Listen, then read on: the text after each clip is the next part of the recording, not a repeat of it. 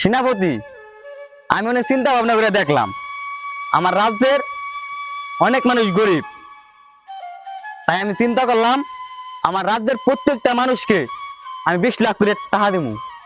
এ কি করতেছেন দাদা সাহেব? একবার যদি 20 লাখ করে টাকা দেন সব তো বড় লোক হয়ে যাবে। আপনার মাথা মতো ঠিক আছে? সেনাপতি, তুমি বেশি বুঝছো না। আমি চাই আমার রাজ্যের সবাই বড় লোক হই। তুমি সবাইকে 20 লাখ করে টাকা দেওয়ার ব্যবস্থা করো। আচ্ছা, আপনি যেটা ভালো মনে হয় সেটাই করেন।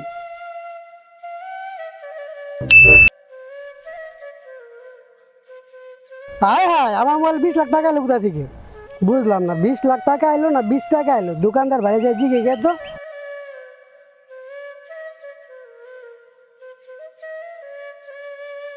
ভাই ভাই দেখেন তো, আমার মোবাইলে কি 20 লাখ টাকা এলো না 20 টাকা এলো? বুঝতেছি না।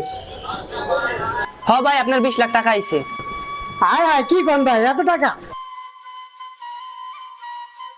ভাই এক বছর চাইল দেন তো। ধান ভাই দিতাছে। আমার মোবাইলে 20 লাখ টাকা আইছে। আর ভাই হরেন হরেন। দাদা সাহেব, গোডাউনের সব চাল ডাল শেষ হয়ে গেছে।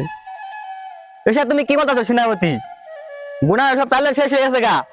তা তুমি ম্যানেজারের কাছ থেকে টাকা নিয়া কত দ্রুত সম্ভব বাজার থেকে চালের কিনে নাও, যাও। আচ্ছা মহারাজ। রাজামশাই সর্বনাশ হয়ে গেছে, বাজারে সব দোকানপাট বন্ধ। এসব তুমি কি বলতেছো? বাজার সব দোকানপাট বন্ধ।